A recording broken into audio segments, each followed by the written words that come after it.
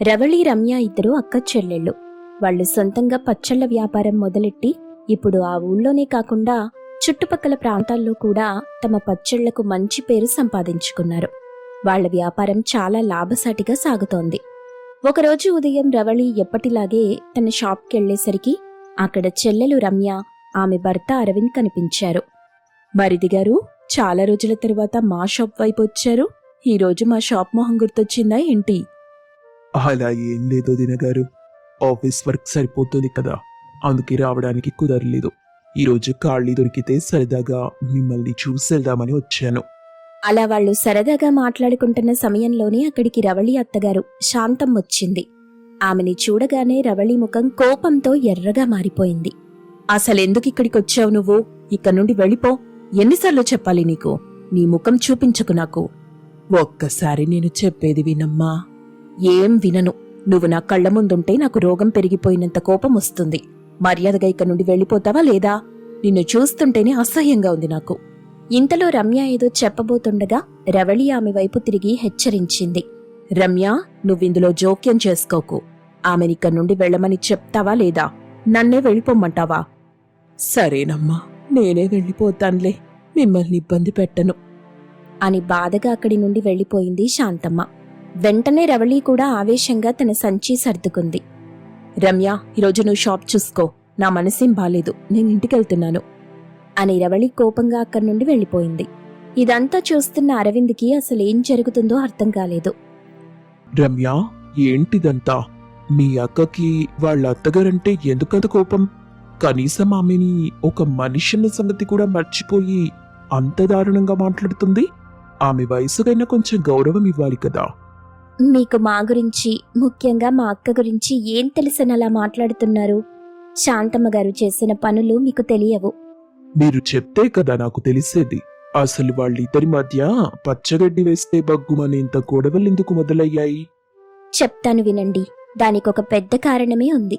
రమ్య తన గతం చెప్పటం మొదలెట్టింది. అది మా అక్కకి పెళ్లైన కొత్త రోజులు. మా అక్క రవళి, సురేష్ బావ పెళ్లి ఎంతో వైభవంగా జరిగింది. బావ అక్కని ప్రాణంలా చూసుకునేవారు. అత్తగారు శాంతమ్మ గారు ఎవరో కాదు, మాకు సాక్షాత్తు మేనత్త. అత్త కోడళ్ల మధ్య గొడవలుండవు. మా అక్క జీవితం ఎంతో బావుంటుందని మేమంతా సంతోషించాం. అప్పట్లో ఒకరోజు అక్క అత్తగారితో తన మనసులోని మాట చెప్పింది. అత్తయ్య, బావ ఆఫీస్కి వెళ్ళిపోయాక ఇంట్లో ఒక్కదాన్నే ఉండలేకపోతున్నాను. ఖాళీగా కూర్చుంటే అసలు తోచటం లేదు. అందుకే నాకు ఒక ఆలోచన వచ్చింది. మనమేదైనా అని అక్క ఏదో చెప్పబోతుండగా సరిగ్గా అదే సమయానికి పక్కింట్లో ఉండే వసంత బుట్టలో మామిడికాయలు పట్టుకుని ఇంట్లోకొచ్చింది. పిన్ని, ఇదిగో ఇప్పుడే తోట నుండి కోయించుకొచ్చిన మామిడికాయలు. నువ్వు ఆవకాయ పచ్చడి పెడితే ఆ రుచే వేరు పిన్ని. అందుకే ఈ సంవత్సరం కూడా నువ్వే పచ్చడి పెట్టిస్తావని ఆశగా అన్ని సామాన్లతో సహా తెచ్చాను. ఈ సాయంత్రం లోపు లేదా రేపు పొద్దున కల్లా పచ్చడి కలిపిచ్చే పిన్ని. అమ్మో, ఇన్ని కాయలా వసంత? సర్లే, నువ్వు తెచ్చాక నేను కాదనలేనుగా, అలాగే పెట్టిస్తాన్లే. వసంత ఆ మాటలకి చాలా సంతోషంగా సరే పిన్ని అంటూ వెళ్ళిపోయింది. తను వెళ్ళిపోయాక శాంతమ్మ, అవును రవలి, ఇందాకేదో చెప్పబోయాగావు, ఏంటమ్మాది? అత్తయ్యా, సరిగ్గా నేను ఇదే చెప్పబోతున్నాను. మీరు నాకు పచ్చళ్ళు ఎలా తయారు చేయాలో అద్భుతంగా నేర్పించారు. మన ఇంటికి ఒకరి తర్వాత ఒకరొచ్చి పచ్చళ్ళు పెట్టమని అడుగుతున్నారు కదా, మరి మనకొచ్చిన ఈ పనిని ఎందుకు ఊరికే చెయ్యాలి? వాళ్ళేమైనా మనకి డబ్బిస్తున్నారా? లేదుగా. అందుకే నా దగ్గర ఒక ప్లాన్ ఉంది. ఏంటమ్మా? మనకి వచ్చిన పనిని ఇక మీదట డబ్బు తీసుకుని చేద్దామత్తయ్యా. పచ్చళ్ళు పెట్టినందుకు కూలీ తీసుకుందాం. అలాగే మనమే సొంతంగా పచ్చళ్ళు తయారు చేసి అమ్ముతామని అందరికీ చెప్దాం. దీనివల్ల మనకి తోచినట్టుగా ఉంటుంది, 4 రాళ్లు వెనకేసుకోవచ్చు. ఆ మాట వినగానే శాంతమ్మ మొదట సంతోషించింది. ఇదేదో బానే ఉందమ్మాయి. సరే అయితే నువ్వు ఆ పని మొదలెట్టు. రేపటి నుండి ఎవరైనా అడిగితే పచ్చళ్ళు అమ్ముతున్నామని, పెట్టినందుకు డబ్బు కూడా తీసుకుంటామని చెప్పేద్దాం. కాని శాంతమ్మ కాసేపు ఆలోచించి తెలివిగా మరో మాటంది. వద్దొద్దు రవలి, ఒక్క నిమిషం ఆగు. మనం పచ్చళ్ళు పెట్టిస్తున్నామంటే అందరూ కాయలు తెచ్చి మన దగ్గరే పెట్టించుకెళ్తారు. అప్పుడు మన దగ్గరున్న పచ్చళ్ళు ఎవ్వరూ కొనరు. అవి వృధా అయిపోతాయిగా. అందుకే వచ్చిన వాళ్ళకి మనం పచ్చళ్ళు పెట్టడం లేదని, కేవలం అమ్ముతున్నామని మాత్రమే చెప్పు. అప్పుడు వేరే దారి లేక అందరూ మన దగ్గరే కొనుక్కుంటారు. అప్పుడు వ్యాపారం ఇంకా బాగుంటుంది. అత్తయ్య, మీరు చెప్పింది కూడా నిజమే. చాలా మంచి సలహా ఇచ్చారు. అలాగే చేద్దాం. ఆ విధంగా అత్తాకోడళ్ళిద్దరూ కలిసి ఇంట్లోనే పచ్చళ్ల వ్యాపారం మొదలెట్టారు. శాంతమ్మ రుచి, రవళి తెలివితేటలు తోడవడంతో చుట్టుపక్కల వాళ్లంతా అక్కడికే రావటం మొదలెట్టారు. కేవలం ఇంట్లో చిన్నగా మొదలైన వ్యాపారం చూస్తుండగానే బాగా అభివృద్ధి చెందింది. చేతినిండా డబ్బు సంపాదిస్తూ అందరూ మెచ్చుకుంటున్న సమయంలోనే ఆ కుటుంబంలో ఒక పెద్ద పిడుగు పడింది. అందరినీ కంటికి రెప్పలా చూసుకునే రవలి భర్త సురేష్ హఠాత్తుగా మరణించాడు. ఆ చావుతో ఇల్లంతా చీకటైపోయింది. జరిగిన దారుణం మర్చిపోయి అందరూ తేరుకోవడానికి ప్రయత్నించారు. వ్యాపారాన్ని ఆపకుండా రవళి ముందుకు నడిపింది. కాని అప్పటి వరకు కోడల్ని ప్రాణంలా చూసుకున్న శాంతమ్మ ప్రవర్తన ఒక్కసారిగా మారిపోయింది. ఆమె రవళిని నిత్యం వేధించటం మొదలెట్టింది. నువ్వు ఈ ఇంట్లో అడుగుపెట్టిన వేళ విశేషమేంటో గాని నా కొడుకుని పొట్టన పెట్టుకున్నావు. నిన్ను చూస్తుంటేనే నాకు మంటగా ఉంది. ఇక్కడెందుకు చేస్తున్నావు? నీ పుట్టింటికెళ్ళిపోవచ్చుగా. అలా పదే పదే నష్టజాతకురాలని తిడుతూ వేధిస్తూ ఉండడంతో రవలి ఆ బాధ భరించలేక కన్నీళ్లతో అత్తగారిల్లు వదిలి పుట్టింటికొచ్చేసింది. తర్వాతే శంకర్ అనే వ్యక్తితో రవళికి రెండో పెళ్లి జరిగింది. వాళ్ళిద్దరూ కలిసి మళ్లీ పచ్చళ్ల వ్యాపారాన్ని కొత్తగా మొదలెట్టారు. అక్క పెళ్లి జరిగిన తర్వాతే మన పెళ్లి జరిగింది. ఆ కథ విన్న తరువాత అరవింద్ ఆశ్చర్యపోయాడు. అంటే మీ ఉద్దేశం ప్రకారం మీ అత్తగారు అంత గయ్యాళి కాబట్టి రవళి వదిన ఆమెని చూడగానే అంతలా విరుచుకుపడుతుందన్నమాట. లేదు అరవింద్ గారు, అక్క అనుకుంటున్నట్టు మా అత్తగారు గయ్యాళి కాదు. అది ఆమె ఆడిన నాటకం. రవళి జీవితం నాశనం అవ్వకూడదని ఆమె అలా ప్రవర్తించింది. ఆ విషయం నాకు మా అమ్మకు మాత్రమే తెలుసు. ఏమంటున్నావు రమ్య? కావాలని తిట్టిందా? అవును. అక్క పుట్టింటికొచ్చేసిన తరువాత అత్తయ్య రోజు మా ఇంటికొచ్చి అమ్మ దగ్గర కూర్చొని వెక్కి వెక్కి ఏడ్చేది. నేనా మాటలు చాటుగా విన్నాను. అత్తయ్య అమ్మతో ఇలా అంది. వదినమ్మా, నా కోడల్ని నేనన్ని మాటలు అంటుంటే నా గుండె తరుక్కుపోతుంది. కాని నేను గయ్యాళిలా మారి ఆమెను తిట్టకపోతే, ఇంట్లో నుండి పంపించకపోతే ఆమె నా సేవ చేస్తూ అక్కడే ముసలిదైపోతుంది. తనకింకా చాలా జీవితం ఉంది. ఇంకో పెళ్లి చేసుకుని తను సంతోషంగా ఉండాలి. అందుకే నేను చెడ్డదన్నయ్యాను అంటూ చెప్పింది. నేను కూడా ఒకరోజు అత్తయ్య దగ్గరికెళ్ళి ఎందుకత్తయ్య ఇలా చేస్తున్నావని అడిగాను. నా కోడలు కోసం నేను ఏమైనా చేస్తాను రమ్య. ఆఖరికి తను నన్ను అసహించుకున్నా సరే తన జీవితం బావుంటే చాలు. తనకి రెండో పెళ్ళయ్యే వరకు నేనిలాగే నటిస్తాను అందండి. చివరికి శంకర్ బావగారితో పెళ్లి సంబంధం తీసుకొచ్చింది కూడా అత్తయ్యే. కానీ ఈ విషయాలేవి అక్కకి తెలియవు. మేమెన్నిసార్లు చెప్పాలని ప్రయత్నించినా శాంతమ్మ అనే పేరు వింటేనే అక్క మండిపోతుంది. అందుకే ఇప్పటికీ అత్తయ్యని చూస్తే అసహించుకుంటుంది. అదంతా విన్న అరవింద్ కళ్ళలో నీళ్లు తిరిగాయి. ఎంత గొప్ప మనసావిడది! కోడలి భవిష్యత్తు కోసం తనని తను చెడ్డదానిగా మార్చుకుందా. రమ్య, ఈ నిజం వదినకి తెలియాలి. ఇలాగే వదిలేస్తే ఒక పుణ్యాత్మురాల్ని వదిన తప్పుగా అర్థం చేసుకుంటూనే ఉంటుంది. మనం ఏదో ఒకటి చెయ్యాలి. రమ్య నిట్టూరుస్తూ అరవింద్ వైపు చూసింది. నేనైతే ఎన్నో ప్రయత్నాలు చేశాను, కానీ ప్రతిసారి విఫలమయ్యాను. అక్క అసలు అత్తయ్య పేరు వినడానికే ఇష్టపడదు. మీ ప్రయత్నం ఏదో మీరు చెయ్యండి. అక్కకి నిజం తెలిస్తే అంతే చాలు. ఖచ్చితంగా రమ్య, ఆవిడ చేసిన త్యాగం వృధా కాకూడదు. నేను ఈ విషయాలన్నీ వదినకి తెలిసేలా చేస్తాను. నాకు కొంచెం సమయం ఇవ్వు, ఒక ప్లాన్ ఆలోచిస్తాను. ఇంతలో రమ్య ఫోన్ మోగింది. అది కస్టమర్ నుండి వచ్చిన కాల్. చెప్పండి సార్. అవునండి. ఆర్డర్లని ఖచ్చితంగా పంపించేస్తాం. 2 రోజులు సమయం ఇవ్వండి చాలు. మునుపటిలాగే అదే అడ్రస్కి అన్నీ వచ్చేస్తాయి. థ్యాంక్ యూ సార్ అని ఫోన్ కట్ చేసింది. అది చూసి అరవింద్, అబ్బో, మీ ఆర్డర్లతో మీరు బాగానే బిజీగా ఉన్నారే. మీ పచ్చళ్ళ వ్యాపారం ఇంకా బాగా ముందుకు సాగాలని, పెద్ద కంపెనీగా మారాలని మనస్ఫూర్తిగా కోరుకుంటున్నాను. అన్నట్టు వెళ్తూ వెళ్తూ ఒక పచ్చడి డబ్బా ఇంటికి తీసుకెళ్ళొచ్చా? ఓహో, ఇప్పుడు అర్థమైంది. మమ్మల్ని చూడ్డానికి కాదు, ఫ్రీగా పచ్చడి బాటిల్ పట్టుకెళ్లడానికి వచ్చారన్నమాట. షాప్లో అమ్మే వాటికంటే మన ఇంట్లో మీరు తినేవి ఎక్కువైపోతున్నాయి అని నవ్వుతుంది. అలాగే అనుకో, పర్వాలేదు. మీ పచ్చడి రుచి అలాంటిది మరి. రమ్య నవ్వుతూ ఒక పచ్చడి బాటిల్ ప్యాక్ చేసి అతనికిచ్చింది. అరవింద్ దాన్ని తీసుకుని మనసులో ఒక బలమైన నిర్ణయంతో అక్కడి నుండి బయలుదేరాడు. ఎలాగైనా శాంతమ్మ గొప్పతనాన్ని రవళికి తెలియచేయాలనుకున్నాడు. వారం రోజులు గడిచాయి. అరవింద్ మనసులో రమ్య చెప్పిన మాటలు పదే పదే మెదులుతున్నాయి. శాంతమ్మ గారి త్యాగం గురించి రవళి వదినకు ఎలాగైనా చెప్పాలని నిర్ణయించుకున్నాడు. ఆ రోజు సాయంత్రం నేరుగా రవళి వాళ్ళింటికెళ్లాడు. అక్కడ రవళి భర్త శంకర్ వరండాలో కూర్చుని ఏవో లెక్కలు చూసుకుంటున్నాడు. అన్నయ్య బావున్నారా? వదినెక్కడా? ఇంట్లో లేనట్టుంది. రా తమ్ముడు, కూర్చో. రవళి షాప్కెళ్ళినట్టుంది, ఇంకా రాలేదు. షాప్ దగ్గరే ఉండుంటుంది చూడు. లేదన్నయ్య, నేను షాప్ దగ్గర చూసే ఇక్కడికొచ్చాను. అక్కడ రమ్య ఒక్కతే ఉంది, వదిన రాలేదని చెప్పింది. అవునా? అయితే ఈ పాటికి శాంతమ్మ పిన్ని దగ్గరికెళ్ళుంటుందిలే. అక్కడి నుండే నేరుగా ఇంటికొస్తుంది. ఆ మాట వినగానే అరవింద్ ఒక్కసారిగా ఆశ్చర్యపోయాడు. ఏంటన్నయ్యా, శాంతమ్మ పిన్ని దగ్గరికా? అసలు ఆవిడ పేరు వింటేనే వదిన నిప్పులు చెరుగుతుంది కదా. అలాంటిది ఆమె దగ్గరికి వెళ్ళటమేంటి? నాకు అర్థం కావట్లేదు. శంకర్ తన మాటలు అదుపు చేసుకోలేకపోయానని గ్రహించి కాస్త తడబడ్డాడు. అదేం లేదులే తమ్ముడు. నీకెవరు చెప్పారు రవళికి వాళ్ళత్తంటే ఇష్టముండదని? అన్నయ్యా, నా దగ్గర దాచకండి. మొన్న షాప్ దగ్గర వదిన ఆమెనెంత దారుణంగా తిట్టి పంపిందో నేను కళ్ళారా చూశాను. రమ్య కూడా జరిగిన గతమంతా నాకు చెప్పింది. అందుకే నేను ఈరోజు వదినతో మాట్లాడి ఆవిడ త్యాగం గురించి చెప్తామనొచ్చాను. కానీ మీరు చూస్తే ఆమె అత్తగారి దగ్గరికే వెళ్ళిందంటున్నారు. త్యాగమేంటి?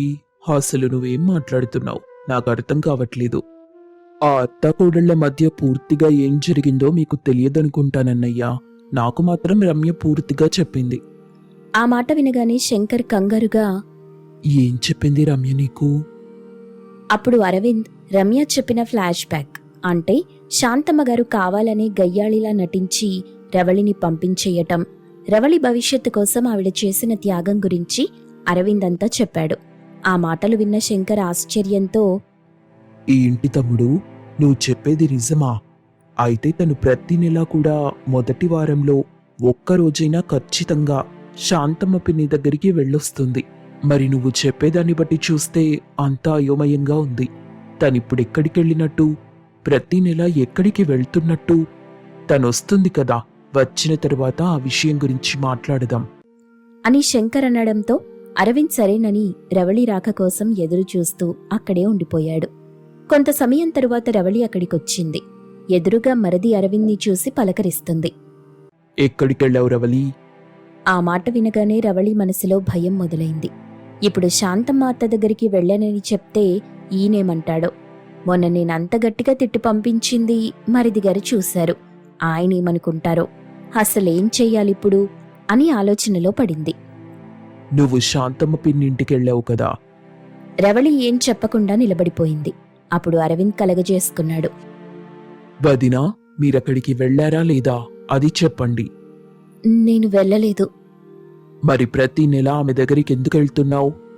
రవళికి ఇక తట్టుకోవడం సాధ్యం కాలేదు. ఆవేశంగా కళ్లలో నీళ్లతో, నేనక్కడికైతే నిజంగా వెళ్ళటం లేదు. కానీ ఒక మనిషిని పంపి ఆమెకి కావలసిన సరుకులు, డబ్బులు అందజేస్తున్నాను. కాని నేనిస్తున్న సంగతి అత్తగారికి తెలీదు. ఆమె నన్ను చిత్రహింసలు పెట్టి నన్నింట్లో నుండి బయటకి నెట్టేసింది. కాని ఆమె మా మేనత్త. తనకి నేను తప్ప ఎవ్వరూ లేరు. సాయం చేస్తున్నానందుకే. ఇందులో నేనే తప్పు చేయటం లేదు. దయచేసి నన్నొదిలేయండి.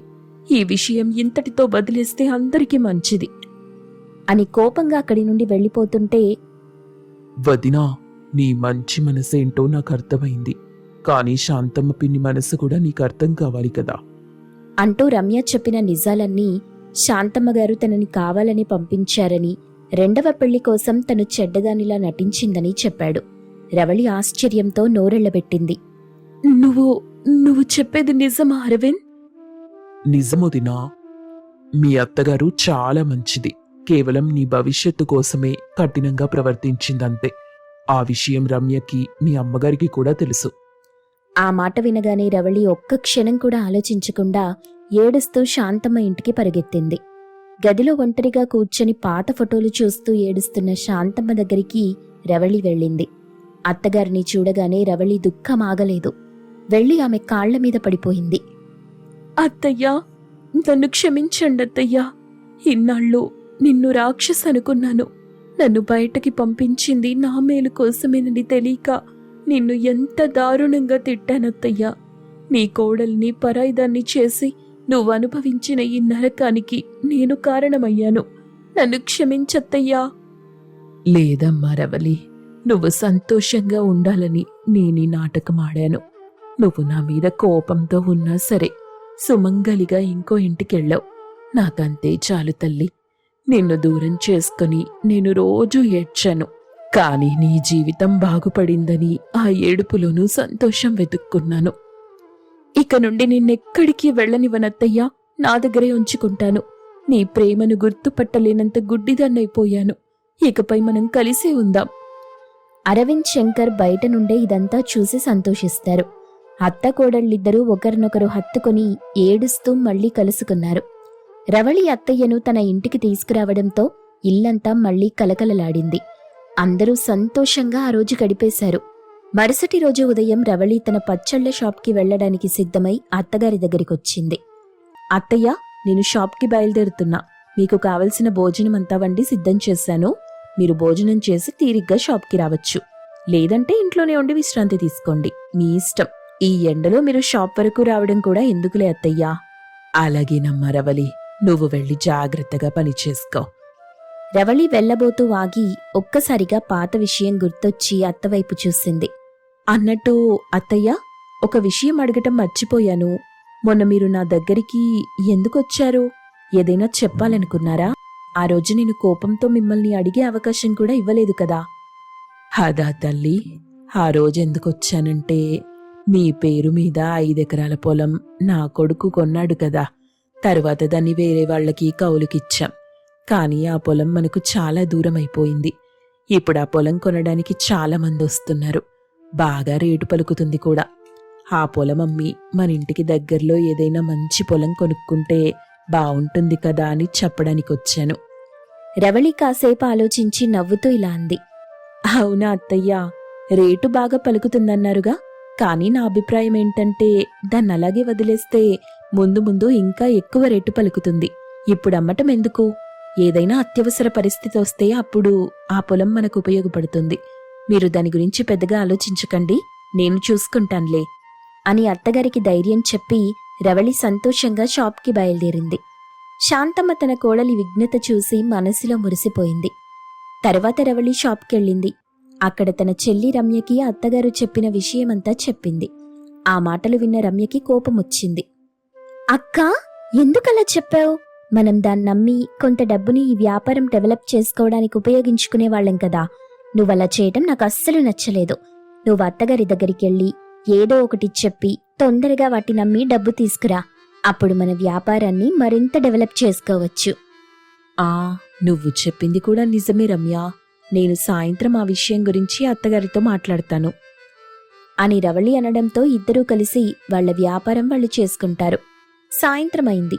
షాప్ క్లోజ్ చేసి ఇద్దరూ కూడా ఎవరింటికి వాళ్ళు వెళ్ళిపోయారు. రమ్య తన ఇంటికెళ్లిన తరువాత అరవింద్తో జరిగిన విషయమంతా చెప్పింది. అప్పుడు అరవింద్, రమ్య, నాకిప్పుడే బాగా అనుమానం వస్తుంది. ఎందుకో చెప్పనా? మీ అక్క గనక ఆ పొలాన్ని నమ్మి డబ్బు వ్యాపారంలో పెడితే ఎక్కువ డబ్బు నేనే పెట్టాను కాబట్టి ఎక్కువ లాభం నాకే కావాలి అనడంతో పాటు ఫ్యూచర్లో మనల్ని తన వ్యాపార భాగస్వామ్యం నుండి తీసేసే అవకాశం ఉంటుంది. అసలు నువ్వు ఇలాంటి ఉచిత సలహాలు ఎందుకిస్తావు? లేదు, మీరు తప్పుగా అక్క గురించి ఆలోచిస్తున్నారు. అక్కెప్పటికీ అలా చెయ్యదు. ఎందుకంటే తనెప్పుడూ నా మంచి గురించి ఆలోచిస్తుంది. రమ్య, నువ్వు మీ అక్క గురించి అలా చెప్పడంలో తప్పేం లేదు. కానీ డబ్బు మనుషుల్ని ఎప్పుడైనా ఏ విధంగానైనా మార్చేస్తుంది కదా. అలా ఏం జరగదండి. ఒకవేళ అలా జరిగితే అప్పుడేం చెయ్యాలో నాకు బాగా తెలుసు అని విసురుగా తన గదిలోకెళ్ళింది. కాని అరవింద్ చెప్పిన మాటలు మాత్రం రమ్య మనసులో మెదులుతూనే ఉన్నాయి. అక్క నిజంగానే అలా చేస్తుందా? అరవింద్ చెప్పింది నిజమేనా అంటూ రమ్య తనలో తాను అనుకుంటూ ఆలోచిస్తుంది.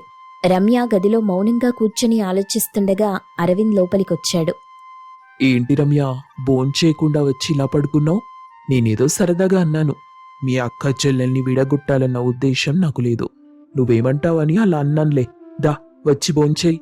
మీరింకెప్పుడు కూడా ఇలాంటి సరదా మాటలు మాట్లాడకండి. భోజనం అంటే గుర్తొచ్చింది. నేనిందాకొచ్చేటప్పుడు బిర్యానీ తీసుకొచ్చాను, ఆవకాయ బిర్యానీ. ఆ మాట వినగానే అరవింద్ ముఖం సంతోషంగా వెలిగిపోయింది. అవునా, ఆవకాయ బిర్యానీనా? అయితే ఇంకెందుకు ఆలస్యం? ఎక్కడుంది? తిందాంరా. అరవింద్ ఉత్సాహంగా పిలవడంతో ఇద్దరూ కలిసి డైనింగ్ టేబుల్ దగ్గరికెళ్లి భోంచేశారు. తర్వాత విశ్రాంతి తీసుకోవడానికి వెళ్లారు. అరవింద్ హాయిగా నిద్రపోతున్నాడు. కాని రమ్య కళ్ళలో మాత్రం నిద్ర లేదు. ఆయన సరదాగా చెప్పినా నిజం చెప్పినా నాకెందుకో చాలా అనుమానంగా ఉంది. ఒకవేళ అరవింద్ అన్నట్టే జరిగితే, అక్క నిజంగానే నన్ను పక్కన పెట్టేస్తే, ఈ అనుమానం ఎంత దూరానికి దారితీస్తుందోనని భయంగా ఉంది. ఆ రాత్రి ఆలోచనలతో గడిచిపోయింది. మరుసటి రోజు ఉదయం ఎప్పటిలాగే రమ్య షాప్కెళ్ళింది. అక్కడ ఆర్డర్లన్నీ సర్దుతున్న సమయంలో ఆమె తల్లి లక్ష్మి అక్కడికొచ్చింది. అమ్మా, ఎలా ఉన్నావు? తల్లిని చూడగానే రమ్య ఆశ్చర్యపోయింది. అమ్మా, ఎప్పుడొచ్చా ఊరికి? చెప్పపెట్టకుండా వచ్చేసావు? నాన్నెక్కడా? నాన్న రాలేదా? అమ్మా, చాలా ముఖ్యమైన పని మీద వచ్చాం. అదేంటో ఇప్పుడు చెప్పను, తర్వాత చెప్తాను. అప్పటిదాకా నేనుండలేనమ్మా, నువ్వు చెప్పు, విషయమేంటి? ఏం లేదమ్మా, మీ అక్క ఫోన్ చేసింది. వాళ్ళ అత్తగారు పొలం అమ్ముతానని అంటున్నారంటగా, మంచి రేట్లున్నాయని చెప్పింది. అందుకే మీ అక్క ఫోన్ చేసి నాకేం చెప్పిందంటే, ఎవరో బయట వాళ్ళకి అమ్మటం ఎందుకు, ఆ పొలాన్ని మనమే కొని నీకు బహుమతిగా ఇవ్వమని చెప్పింది. పెళ్ళప్పుడు నీకేమివ్వలేదు కదా. అప్పట్లో మన దగ్గర డబ్బు లేదు, కానీ ఇప్పుడు పరిస్థితి వేరుగా ఉంది. మనం కూడా బాగా సంపాదించుకున్నాం. మీ అక్కకి మొదట పెళ్లి చేస్తే అలా జరిగిపోయింది. కాని దేవుడి దయ వల్ల మళ్ళీ మీ అత్త మంచి సంబంధం తీసుకొచ్చింది. ఇప్పుడు తను చాలా సంతోషంగా పెద్దింటి కోడలైంది. అందుకే నీ గురించి ఆలోచించి ఇదంతా చెయ్యమంది. ఆ మాట వినగానే రమ్య కళ్ళలో నీళ్లు తిరిగాయి. తన మనసులోని బాధ మొత్తం బయటపెట్టింది. అమ్మా, అక్క ఎంత మంచిదమ్మా, కాని నేను నిన్న రాత్రి నుండి ఎంత దిగులు పడ్డానో తెలుసా అని రాత్రి అరవింద్ అన్న మాటలు, తను పడ్డ అవమానం అంతా తల్లికి చెప్పింది. ఎందుకమ్మా మీ అక్క గురించి అలా తప్పుగా ఆలోచిస్తావు? తనొక కొవ్వొత్తి లాంటిది. తను కరిగిపోతూ ఎదుటి వాళ్ల జీవితంలో వెలుగు నింపాలని చూస్తుంది. అలాంటి మీ అక్క గురించి ఇంకెప్పుడు కూడా తప్పుగా ఆలోచించకు. కొంత సమయం తర్వాత రమ్య తండ్రి అంజయ్య పొలం పత్రాలు తీసుకుని అక్కడికొచ్చాడు. వాటిని చూసి రమ్య ఆశ్చర్యపోయింది. నాన్న, మొత్తం నా పేరు మీదే రాసేశావా? అలా ఎందుకు చేశావు నాన్నా? అక్క పేరు మీద కూడా రాసివ్వచ్చు కదా. ఇద్దరికీ 2.5 ఎకరాల చొప్పున ఇవ్వచ్చు కదా. లేదా అక్కకి 3, నాకు 2 ఇచ్చినా పర్లేదు. అయ్యో, మీ అక్క చెల్లెళ్ల మధ్య మేము నలిగిపోతున్నామమ్మా. తానేమో మొత్తం నీకే అంటుంది, నువ్వేమో ఇప్పుడు ఇద్దరికీ అంటున్నావు. మీరేం చేసుకుంటారో నాకు తెలీదు గాని, ఇదిగో ఈ పత్రాలు తీసుకోండి, మేం బయలుదేరుతున్నాం.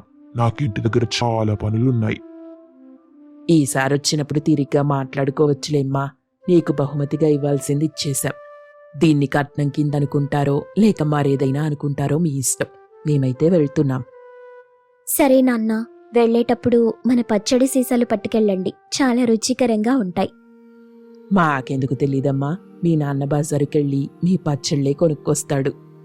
అవసరమేముంది నాన్న, నీకెన్ని కావాలో చెప్తే నేను పంపిస్తానుగా. ఎందుకు వృధాగా డబ్బు పెట్టుకుంటున్నారు? నేనలా కొనకపోతే మీకు లాభాలెలా వస్తాయి చెప్పు? ఎవరి పని వాళ్ళు చేసుకుంటే బాగుంటుంది. అంతగా అవసరం ఉంటే నేనప్పుడు ఖచ్చితంగా అడుగుతానులే అని చెప్పి వాళ్ళక్కడి నుండి వెళ్ళిపోయారు. వాళ్ళెళ్ళిన చాలాసేపటికి రవళి అక్కడికొచ్చింది. ఏంటో మా చెల్లెలు ముఖం వెలిగిపోతుంది. నాన్నగారిచ్చిన బహుమతి చూసే కదా. అక్క, ఎందుకు నా పేరు మీద 5 ఎకరాలు మొత్తం రాయించావు? దాంట్లో తప్పేముంది? నా మనసుకి ఏదనిపిస్తే అది చేస్తాను. ఇప్పుడు నా దగ్గర డబ్బులున్నాయి, నీ దగ్గర పొలముంది. నువ్వమ్మి డబ్బు తీసుకొస్తావో లేక నా దగ్గరున్న డబ్బుతోనే మన బిజినెస్ డెవలప్ చేద్దామో చెప్పు, అలాగే చేద్దాం. లేదక్క, నేనొక ఎకరం పొలం అమ్మైనా సరే డబ్బు తీసుకుని నీకిస్తాను. ఇద్దరం సమానంగా డబ్బు పెట్టి బిజినెస్ ముందుకు తీసుకెళ్దాం. ఒకటి ఎక్కువ ఒకటి తక్కువ ఉంటే ఏదో ఒక రోజు గొడవలు ఖచ్చితంగా అవుతాయి. అలా గొడవలు జరిగి మనం విడిపోవటం నాకేమాత్రం ఇష్టం లేదు. ఒసై పిచ్చిదానా, నేనలా ఎందుకు చేస్తానే? నేను సరదాగా అన్నాను.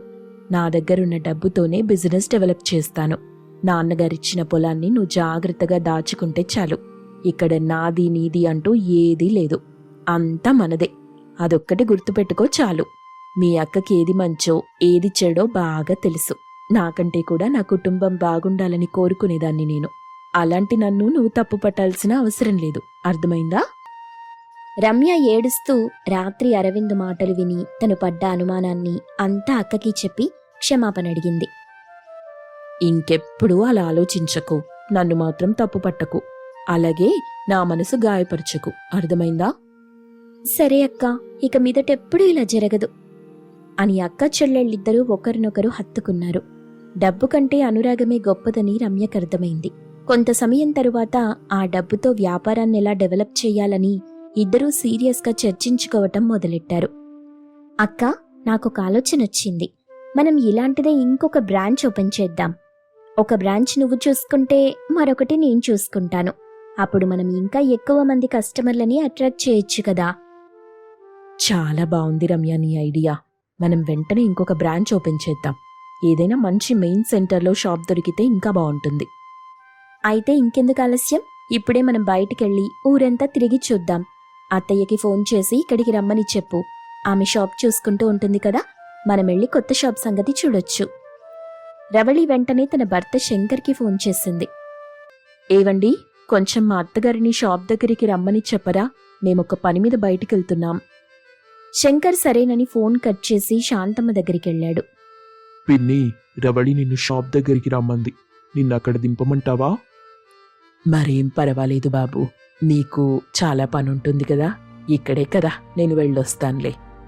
శాంతమ్మ షాప్ దగ్గరికెళ్లిన వెంటనే రవళి మరియు రమ్య ఇద్దరూ షాప్ బాధ్యతలు ఆమెకు అప్పజెప్పి కొత్త బ్రాంచ్ కోసం మంచి ప్లేస్ వెతకడానికి బయలుదేరారు. సాయంత్రం దాకా ఊరంతా తిరిగి ఒక మంచి మెయిన్ సెంటర్లో షాప్ కోసం ప్లేస్ని ఏర్పాటు చేసుకున్నారు. ఆ రోజు రాత్రి ఎవరింటికి వాళ్ళు వెళ్ళిపోయారు. రమ్య ఇంటికెళ్లిన తరువాత అరవింద్కి జరిగిందంతా చెప్పింది.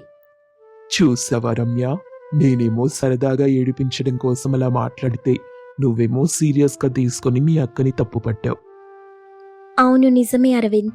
జరిగిందేదో జరిగిపోయింది గాని మా అక్క భలేగా రెస్పాండ్ అయింది. నన్నసలు తప్పు పట్టకుండా చాలా గొప్పగా అర్థం చేసుకుంది. ఇక మా సెకండ్ బ్రాంచ్ కూడా ఓపెన్ అయితే బిజినెస్ ఇంకా బాగా డెవలప్ అవుతుంది. Very good, all the best Ramya. Aravind చెప్పిన విష్కి రమ్య సంతోషంగా నవ్వింది. ఇక రోజులు గడుస్తుండగా వాళ్ళు అనుకున్నట్టుగానే సెకండ్ షాప్ని కూడా ఓపెన్ చేశారు. అనుకున్నట్టుగానే రెండో షాప్ కూడా విజయవంతంగా సాగుతుంది. రవళి రమ్య ఇద్దరూ వ్యాపారంలో బిజీ అయిపోయారు. ఇలా ఉండగా ఒకరోజు అరవింద్ తల్లిదండ్రులు సుమతి, గోవిందయ్య వాళ్ళింటికొచ్చారు. గోవిందయ్య చుట్టూ చూసి, ఏదిరా నీ పెళ్ళాం, కనిపించట్లేదు, ఎక్కడికెళ్ళింది? నాన్న, మీకు తెలీదు కదా, వాళ్ళు రెండో షాప్ కూడా పెట్టారు. పచ్చళ్ళ వ్యాపారం ఇప్పుడు బాగా సాగుతుంది. అందుకే తనకి అక్కడ పనితోనే సరిపోతుంది. వ్యాపారం వ్యాపారం అంటూ ఎప్పుడు దాని చుట్టే తిరుగుతుంటే మరి నిన్నెవరు చూసుకుంటారు అరవిందు? నాకేంటమ్మా, నేను బానే ఉన్నాను కదా. తను నాకు కావలసిన అన్ని ఏర్పాట్లు చేసి అప్పుడే షాప్ దగ్గరికి వెళ్తుంది. మీ సంగతి బానే ఉంది, కానీ ఇప్పుడు మేమొచ్చాంగా, మా ఆరోగ్యాలు బాగోలేవని కోడలుంది కదా అని నమ్ముకొనొచ్చాం. ఇప్పుడు మమ్మల్ని చూసుకునే వాళ్ళెవరూ లేరన్నమాట. మిమ్మల్ని చూసుకోవడానికి నేనున్నాను కదమ్మా, ఎందుకలా కంగారు పడిపోతారు? ఒరేయ్, నువ్వొక చేతగాని వాడిలా మాట్లాడుతున్నావు. రేపొద్దున పిల్ల బాగా డబ్బు సంపాదించి నీకంటే ఎక్కువ సంపాదిస్తున్నానని నీ నెత్తి మీద కూర్చుంటుంది. ఇప్పటికైనా మించిపోయింది లేదు. తన ఇంటి పట్టునే ఉండి నిన్ను చూసుకునేలా ఏర్పాటు చేసుకో, లేకపోతే పెళ్ళాం చేతిలో నువ్వు వాడాల్సి వస్తుంది. జాగ్రత్త. ఆ మాటలు విన్న అరవింద్ మనసు కాస్త బాధపడింది. అయినా ఏమనకుండా తల్లిదండ్రులకి కావలసిన ఏర్పాట్లన్నీ చేశాడు. వాళ్లు భోజనం చేసి విశ్రాంతి తీసుకున్నారు. రాత్రి ఆలస్యంగా రమ్య ఇంటికొచ్చింది. రమ్య, ఉదయం నుండి నీకెన్నిసార్లు ఫోన్ చేశాను. అమ్మా నాన్న వచ్చారు. వాళ్ళకు ఆరోగ్యం సరిగా లేదట. వాళ్ళని మనం జాగ్రత్తగా చూసుకోవాలి. దానికి తగ్గ ఏర్పాట్లు చేస్తావా, లేక నువ్వే ఇంట్లో ఉంటావా? అలాగేనండి, కొన్ని రోజులు ఆ బిజినెస్ బాధ్యత అక్కకప్పచెప్తాను. నేనే ఇంట్లో ఉండి అత్తయ్యని మావయ్యని చూసుకుంటాను. అరవింద్ ఆ మాటకి చాలా సంతోషించాడు. చాలా మంచి నిర్ణయం తీసుకున్నావు రమ్య. కొన్ని రోజులు ఆ వ్యాపారం పక్కన పెట్టి అమ్మ నాన్నల్ని బాగా చూసుకో. అత్తయ్య మావయ్యల బాధ్యత నాది, మీరేం కంగారు పడకండి. మరుసటి రోజు ఉదయం రమ్య కాఫీ తీసుకుని అత్తగారి గదికెళ్ళింది.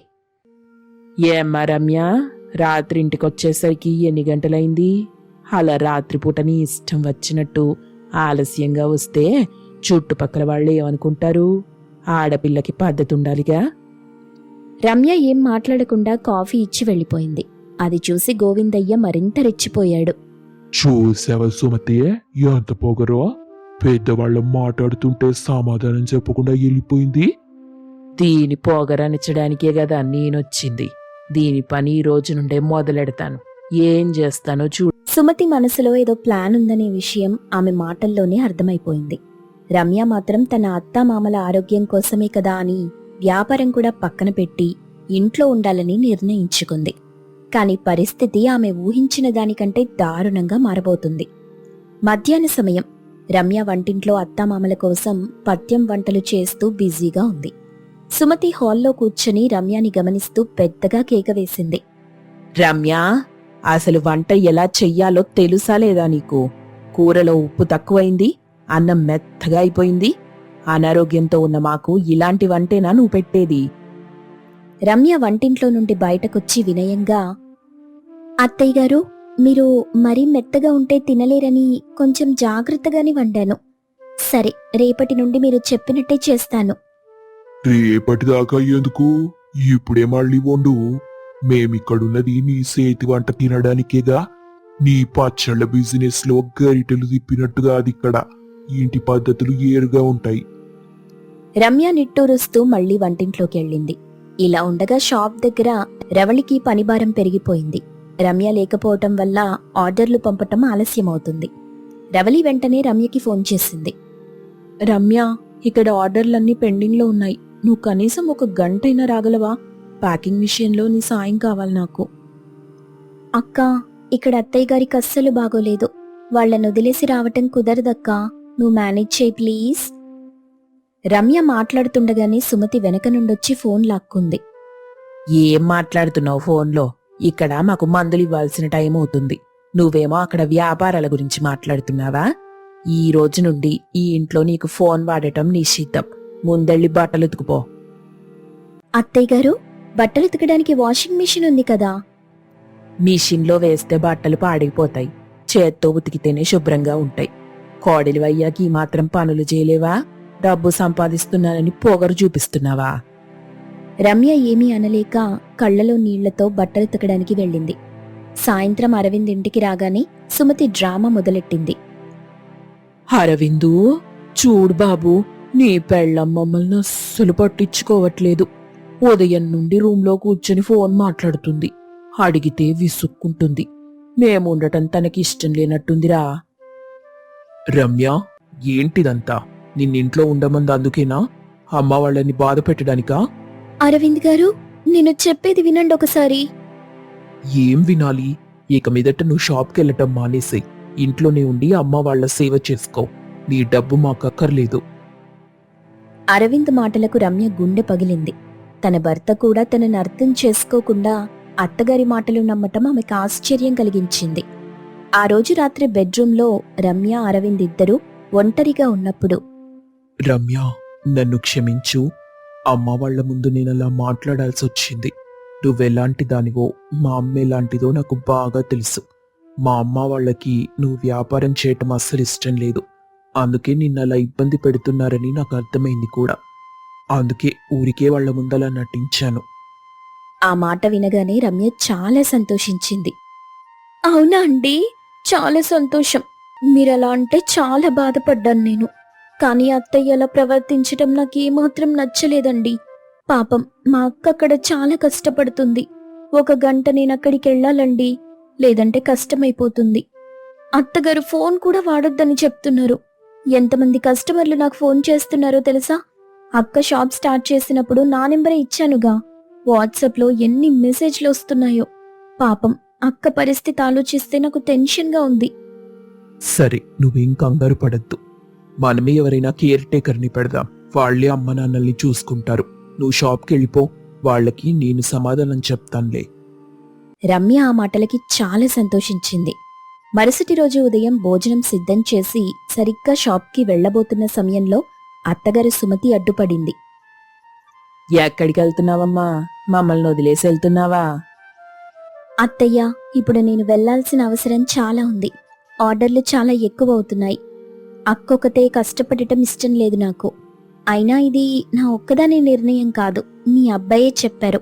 ఇక నేను వెళ్ళాలి. నీకు కావలసిన ఏర్పాట్లన్నీ చేశాము. అలాగే పని మనిషిని కూడా చూస్తున్నాం. ఇక మీకెలాంటి దిగులు ఉండదు. పని మనిషి అన్న మాట వినగానే సుమతి రెచ్చిపోయింది. పాని మనిషా అంటే మేం నీ కంటికి ఎలా కనబడుతున్నాం? గతి లేకొచ్చామనుకుంటున్నావా?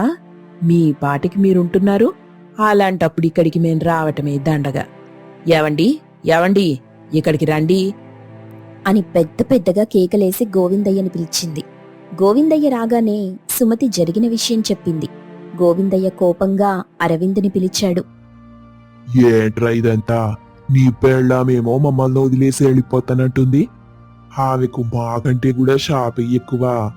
ఆమె వాళ్ళ అమ్మ నాన్న అయితే ఇట్టాగే వదిలిపెట్టెళ్తాదా? మమ్మల్ని ఓలాగా వాళ్ళ అమ్మ నాన్నలను ఓలాగా చూసుకుంటుంది. గోవిందయ్య ఇష్టం వచ్చినట్టు మాట్లాడుతుంటే అరవింద్ గట్టిగా సమాధానమిచ్చాడు. నాన్న, మీకిష్టముంటే ఇంట్లో ఉండండి, లేదంటే వెళ్ళిపోండి. దీనిలో ఎలాంటి అభ్యంతరమూ లేదు. నా భార్య ఎంత సంపాదించినా ఒదిగుండే మనిషి.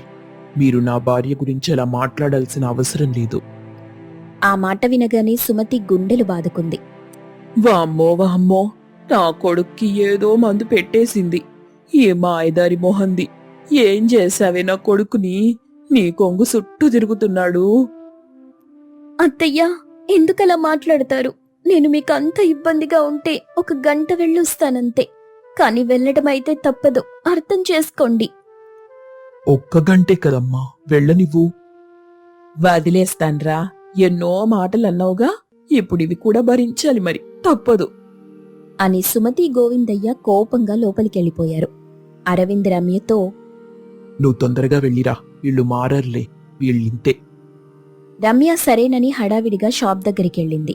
అక్కడ కొత్త షాప్లో శాంతమ్మ, శంకర్, రవళి ముగ్గురు కూర్చొని ప్యాకింగ్ చేస్తూ కనిపించారు.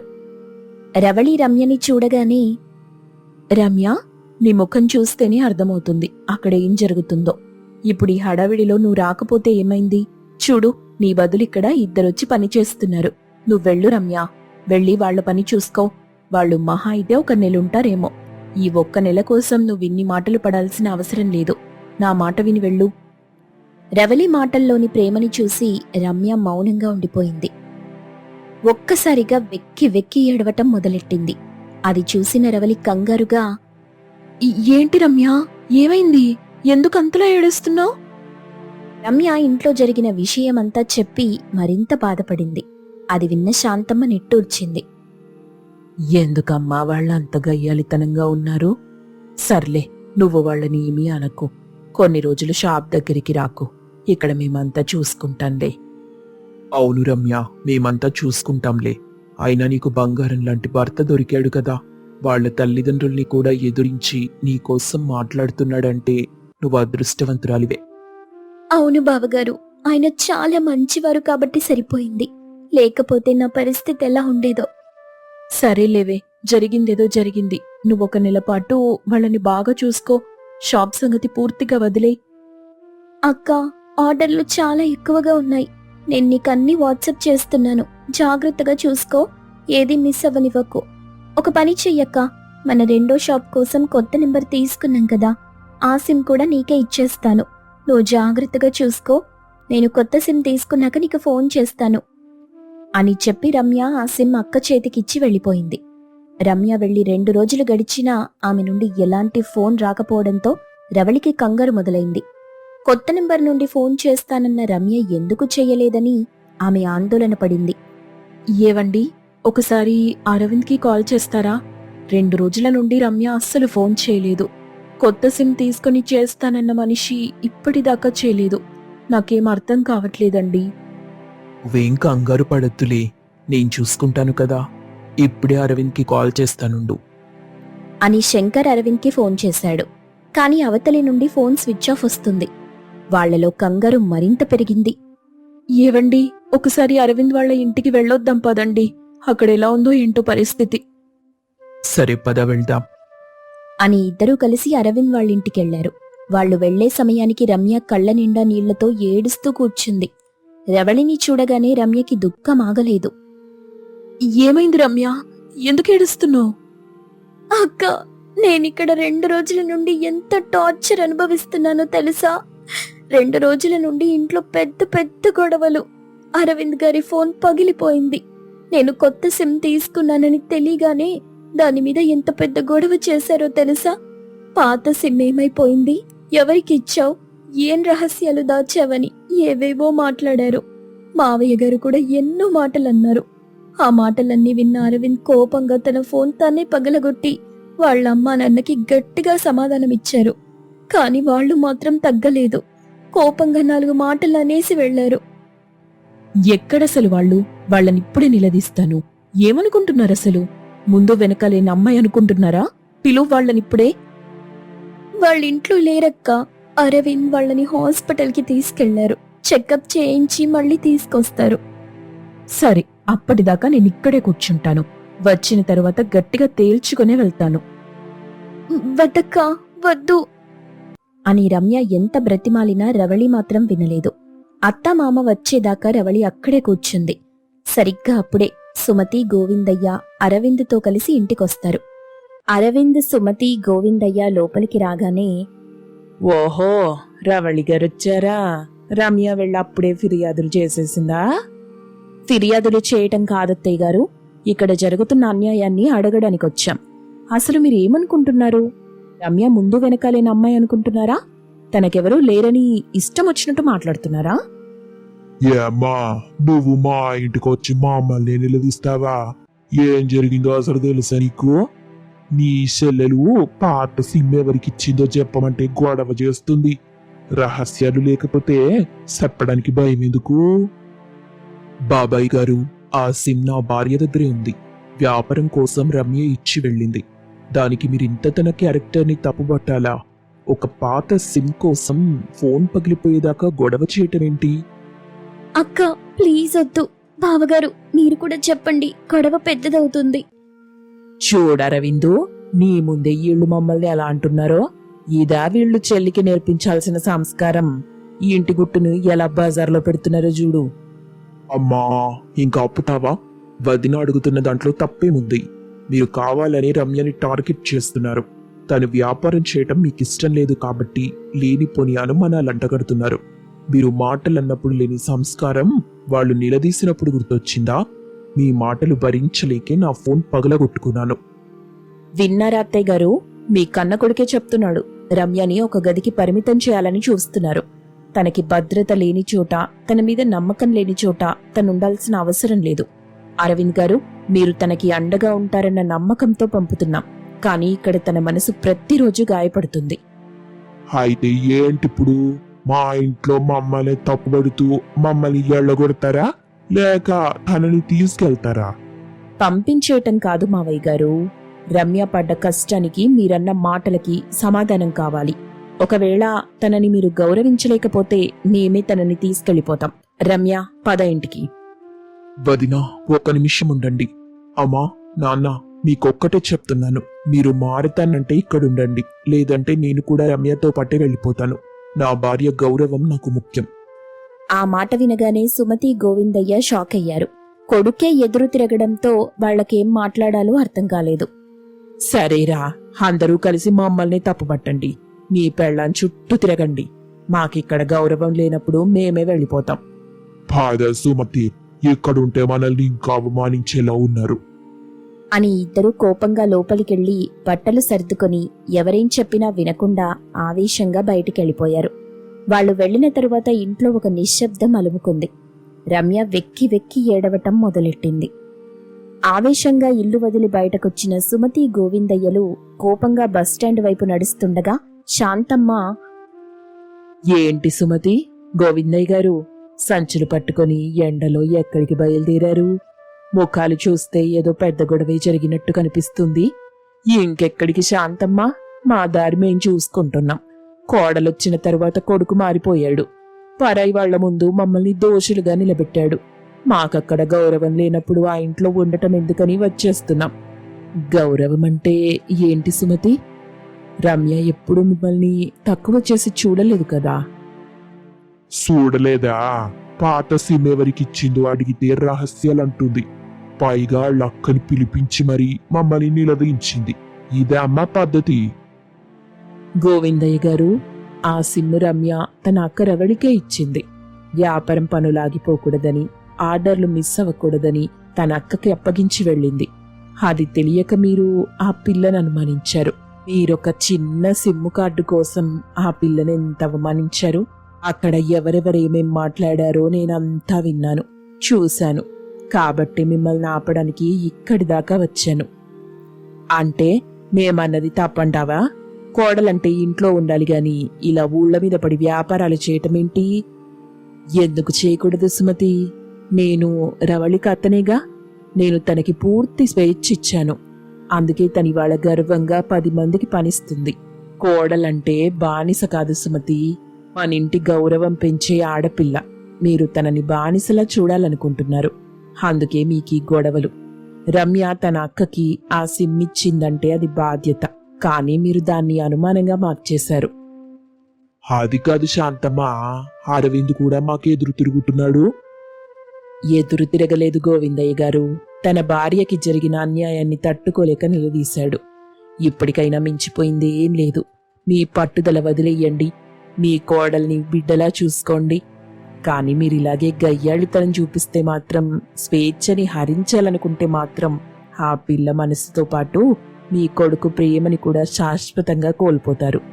శాంతమ్మ మాటలకి సుమతి, గోవిందయ్య మౌనంగా ఉండిపోయారు. ఇలా ఉండగా అక్కడ అరవింద్ తన భార్యతో, రమ్య, ఎందుకు నువ్వు ఇంకా బాధపడుతున్నావు? వాళ్ళు చేయాల్సింది చేసి, జరగాల్సింది జరిగిన తర్వాతే కదా వెళ్ళిపోయారు. ఇప్పుడు మనం సంతోషంగా ఉండాలి. మీ వ్యాపారం ఆగకుండా మీ పని మీరు చేసుకుంటే మంచిది. జరిగిందంతా ఒక పీడకలలాగా మర్చిపో. ఒకవేళ వాళ్ళు మనసు మార్చుకొని తిరిగి వస్తే మనం బాగా చూసుకుందాం. లేదంటే వాళ్ళ ఆ ఊళ్ళో బాగానే బ్రతుకుతారు.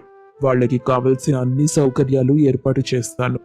వాళ్ళని నేనేం వదిలిపెట్టను. అర్థమైందా? నువ్వు ఈ విషయంలో అస్సలు బాధపడకు. బాధపడకుండా ఏం చెయ్యమంటారండి? జరిగిందంతా ఎలా మర్చిపోవాలి? ఇదంతా ఈ వ్యాపారం వల్లే వచ్చిందక్కా. నేనింక ఈ వ్యాపారం జోలికి రాను. నీకందరూ సపోర్ట్గానే ఉన్నారు, కానీ నాకు నా అత్తమామలు సపోర్ట్గా లేరు. నా భర్త నాకు అండగా నిలబడినా ఇప్పుడు అత్తమామల మాట వినకపోతే రేపు ఈ ప్రపంచమంతా నా వైపు చూసి తప్పుపడుతుంది. అందుకే నేనింక ఈ వ్యాపారం నుండి పూర్తిగా తప్పుకుంటాను. రమ్య మాట వినగానే అక్కడున్న వాళ్లంతా ఒక్కసారిగా ఆశ్చర్యపోయారు. రవళి కళ్లలో నీళ్లు తిరిగాయి. రమ్య, ఎంత పెద్ద నిర్ణయం తీసుకుంటున్నావే? మనమెంత కష్టపడి ఈ స్థాయికి వచ్చామో మర్చిపోయావా? ఇప్పుడు నువ్వు లేకపోతే ఎలా చెప్పు? నువ్వు వ్యాపారం వదిలేస్తే నా చెయ్యి విరిగినట్టే కదా. ఒక్క చేత్తో నేను అన్ని పనులు ఎలా చెయ్యగలను? అలాంటి నిర్ణయం తీసుకోవద్దు రమ్య, నా మాట విను. లేదక్కా, నువ్వు కూడా నన్ను అర్థం చేసుకో. నా బదులు శాంతమ్మ అత్తయ్యుందిగా, తనని పార్ట్నర్గా పెట్టుకో. వ్యాపారం ఆగకుండా జాగ్రత్తగా నడిపించు. ఇంకేం మాట్లాడొద్దు. నేను నా నిర్ణయం మార్చుకోను. అక్కడ ఉన్న శంకర్ కూడా ఆమెకి నచ్చజెప్పే ప్రయత్నం చేశాడు. రమ్య, ఆవేశంలో నిర్ణయాలు తీసుకోవద్దమ్మా. అత్తమామలు అన్న మాటలకి భయపడి నీ కష్టం వదులుకుంటావా? నువ్వు తప్పు చెయ్యనప్పుడు లోకం గురించి ఎందుకు ఆలోచిస్తున్నావు? నీ వెనక అరవింద్ ఉన్నాడు, మేమున్నాం. రమ్య, నువ్వు వ్యాపారం వదిలేస్తే గెలిచేది వాళ్ళు, ఓడిపోయేది మనం. నీ సంతోషం కోసమే నేను వాళ్లతో పోరాడాను. ఇప్పుడు నువ్వు వెనక్కి తగ్గితే నా పోరాటానికి అర్థం ఏముంటుంది చెప్పు? అందరూ కలిసి రమ్యకి రకరకాలుగా నచ్చచెప్తూ ఆమె తన నిర్ణయాన్ని వెనక్కి తీసుకోవాలని కోరుతారు. కానీ రమ్య మాత్రం మౌనంగా ఆలోచనలో ఉండిపోయింది. కొంత సమయం గడిచిన తర్వాత రమ్య తన పట్టు వదల్లేదు. కళ్ళు తుడుచుకుంటూ అందరి వైపు చూస్తూ నిశ్చయంగా తన నిర్ణయాన్ని ప్రకటించింది. మీరెన్ని చెప్పినా సరే నేను మాత్రం నా నిర్ణయం మార్చుకోవట్లేదు. అరవింద్ గారు, మీరు వెంటనే వెళ్లి అత్తమామల్ని తీసుకురండి. నేను వ్యాపారాన్ని వదిలేస్తున్నాను. ఇప్పుడు వ్యాపారం కంటే నాకు అత్తమామ ఆరోగ్యం, సుఖం ముఖ్యం. తన మాటలు విన్న రవలికి కోపమొచ్చింది. ఏదో చెప్పబోతూ ఉండగా, దయచేసి నన్నెవ్వరూ ఇబ్బంది పెట్టొద్దక్కా. వ్యాపారంలో నేను లేకపోయినా పర్వాలేదు. మరొకరితో నువ్వు మేనేజ్ చేయగలవు. కానీ అత్తమామ లేకుండా నేనింకొకరితో మేనేజ్ చేయలేను కదా. ఇప్పుడు నా కుటుంబం విడిపోవటం నాకేమాత్రం ఇష్టం లేదు. వాళ్ళు ఊరి నుండి నన్ను నమ్ముకొనొచ్చారు. నేను వాళ్ళని వదిలేయటం నాకేమాత్రం నచ్చట్లేదు. ఇంతలో శంకర్ కూడా ఆమెకు ఎంతో నచ్చజెప్పే ప్రయత్నం చేస్తూ మాట్లాడుతూ ఉన్నాడు. మీరందరూ ఇక్కడి నుండి వెళ్ళిపోండి. వ్యాపారంలో ఉన్న ఇప్పటిదాకా లాభాలు నష్టాలు అన్నీ మనమే భరించాలి కదక్కా. ఇక నుండి అవన్నీ నువ్వే భరించాలి. దయచేసి ఇక నుండి అందరూ వెళ్ళిపోండి. నన్ను వ్యాపారంలోకి రా అని అడక్కండి, మీకు పుణ్యం ఉంటుంది అంటూ రమ్య బోరున ఏడుస్తుండగా బయట నుండి శాంతమ్మతో కలిసి సుమతి గోవిందయ్య లోపలికొచ్చారు. రమ్య అన్న ప్రతి మాట వాళ్ల చెవిన పడింది. రమ్య మంచి మనసు చూసి సుమతి కళ్ళు చెమ్మగిల్లాయి. పరుగున వచ్చి రమ్యని హత్తుకుంది. అమ్మా, నీ మంచి మనసుని అర్థం చేసుకోలేక నేను ఎన్నో ఇబ్బందులు పెట్టాను తల్లి. శాంతమ్మ మా కళ్ళు తెరిపించింది, అందుకే తిరిగొచ్చాం. నా స్వార్థం చూసుకున్నాను గాని నా కోసం వ్యాపారాన్నే వదులుకోవాలనుకున్న నీ త్యాగం చూడలేకపోయాను. నన్ను క్షమించు రమ్య. గోవిందయ్య కూడా తన భారమైన హృదయంతో ముందుకొచ్చాడు. క్షమించు తల్లి, నిన్ను అనుమానించి చాలా మాటలన్నాను. నీ వ్యక్తిత్వాన్ని తప్పుబట్టాం, క్షమించమ్మా. తండ్రిలా చూసుకోవలసిన నేనే పరాయివాడిలాగా మాటలు అన్నాను. నన్ను క్షమిస్తావా తల్లి? నువ్వు వ్యాపారాన్ని ఏం ఆపాల్సిన పని లేదు. పైకి ఇంకా ఎదగాలని మనస్ఫూర్తిగా కోరుకుంటున్నాం. నాన్నా, అమ్మా, మీరు ఈ విషయాన్ని అర్థం చేసుకున్నందుకు చాలా సంతోషం. రమ్య, నీ కష్టానికి ఈరోజు ప్రతిఫలం దక్కింది. మీ అత్తయ్య మావయ్యలే నిన్ను దీవిస్తున్నారు. ఇక నీకు తిరుగులేదు. చూసావా రమ్య, నిజాయితీ ఎప్పుడూ ఓడిపోదు. అత్తయ్య గారు, మీరిచ్చిన ప్రోత్సాహం మాకు 1000 ఏనుగుల బలం. ఇక మా రమ్య ఎక్కడికి వెళ్ళదు. నాతోనే ఉండి మా వ్యాపారాన్ని ప్రపంచమంతా తెలిసేలా చేస్తుంది. అవును రమ్య, ఒకరి మీద ఒకరికి నమ్మకం ఉంటే ఏ సమస్య అయినా దాటొచ్చు అని ఈ రోజు నువ్వు నిరూపించావు. సుమతి రమ్యని దగ్గరికి తీసుకొని నుదుటి మీద ముద్దు పెట్టింది. అందరూ ఒకరికొకరు క్షమాపణ చెప్పుకొని ఆ ఇల్లు మళ్లీ నవ్వులతో నిండిపోయింది. తర్వాత అత్తగారి పూర్తి ప్రోత్సాహంతో రమ్య తన వ్యాపారంలో ఇంకొక మెట్టు ఎక్కింది.